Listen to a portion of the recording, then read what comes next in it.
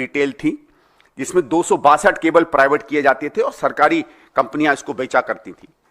आज वो एक तरफ तो 850 के करीब रिटेल हो जाते हैं, लेकिन जहां पहले 262 के करीब प्राइवेट प्लेयर्स थे, आज केवल 22 प्राइवेट प्लेयर्स हो जाते हैं। और आर्ग्यूमेंट आप देते हैं कि हमें इसको बढ़ाना चाहिए था। आपको शायद याद होगा कि जब सीएजी की रिपोर्ट आई थी 2G पर, तो ये हमने एक मंशा की थी कि जितने ज्यादा प्लेयर्स उस मार्केट में आएंगे उतना ज्यादा ओपन होगा। उसके बिल्कुल विपरीत उस समय आम आदमी पार्टी ने कहा था, बिल्कुल दूसरे तर्ज दिए थे, और आज उसी तर्ज से वो एक अपनी रिपोर्ट बनाते हैं। तो इन चीजों को उसमें बहुत गंभीरता से देखना चाहिए। और जो एक फाइनल बात मैं आपके सामने कहना चाहता हूं, जो देवेंद्र जी ने एक अपने सवाल पर एक बात किया था कि किस तरीके से इसमें जो है कुछ ब्रांड्स को प्रमोट किया गया, उसमें एक स्टैंडर्ड ऑपरेटिंग प्रोसीजर की एक चिट्ठी है जो मैंने चुनाव के दौरान आप लोगों के सामने उल्लेख किया था, लेकिन चुनाव था तो शायद इसको बहुत लोग नहीं देख पाए। दिल्ली सरकार ने एक स्टैंडर्ड ऑपरेटिंग प्रोसीजर लिकर का चेंज करने की एक डॉक्यूमेंट बनाया था जो मुझे मिला, और मैंने उसको वेरीफाई किया है। और अगर आप दिखेगा, आज से कोई 10-15 दिन पहले एलजी साहब की अध्यक्षता में एक नई आबकारी नीति दिल्ली में इंप्लीमेंट हुई है जो स्टैंडर्ड ऑपरेटिंग प्रोसीजर पर बनती है। इसके कुछ मुख्य चीजें मैं आपके सामने रखना चाहूंगा।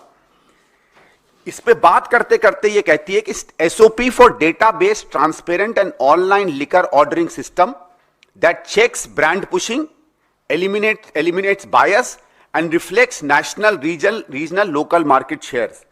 ये रिपोर्ट जो दिल्ली सरकार बनाती है, वो जब स्टडी करती है तो वो ये देखती है कि दिल्ली में अगर माना जाए कि दिल्ली में लोगों का जो लिकर ड्रिंकिंग का कल्चर है या जो प्रेफरेंसेस हैं, सामान्यतः माना जाएगा कि गुड़गांव है, नोएडा है या आसपास के जो शहर हैं जिसको हम एनसीआर कहते हैं, जिस तरीके की वहां प्रेफरेंसेस या आदतें होंगी, दिल्ली में भी सामान्यतः उसी तरीके का आपको कस्टमर मिलेगा।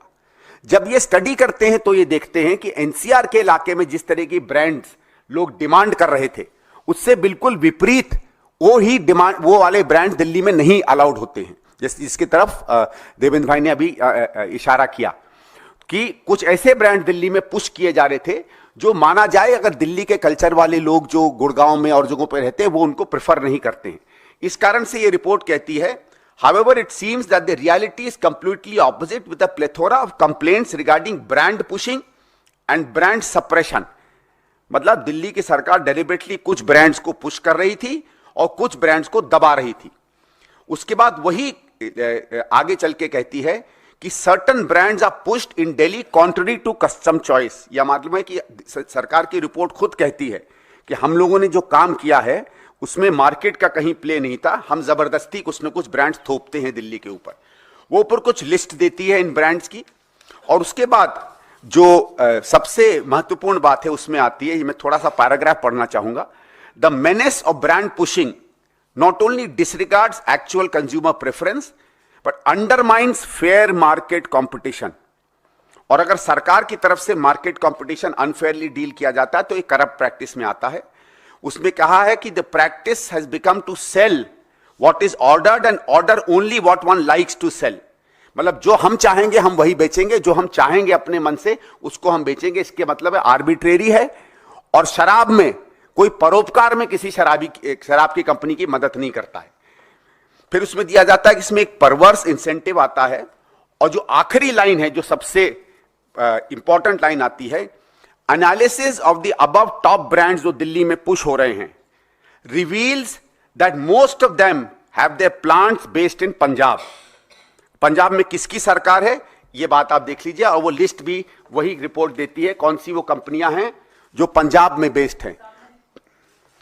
तो न केवल ये लोग पॉपुलर ब्रांड्स को पुश करते हैं, बल्कि उन ब्रांड्स को जबरदस्ती पुश करते हैं जो ब्रांड्स पंजाब में बेस्ड डिस्टिलरी कंपनीज बना रही हैं। 1916-17 से आम आदमी पार्टी एक बड़ी पार्टी है पंजाब में, वहां विपक्ष में बड़ी पार्टी रही है, उसके बाद सरकार रही है। इसके ऊपर भी क्रिमिनल इन्वेस्टिगेशन मेरे हिसाब से होनी चाहिए कि जब दिल्ली में उत्कृष्ट कस्टमर है, पैसे वाला कस्टमर है, दिल्ली का माना जाता है डिसर्निंग कस्टमर है, उसके ब्रांड्स नहीं दिए जाते हैं और जबरदस्ती उसको उस राज्य की कंपनियों की शराब पिलाई जाती है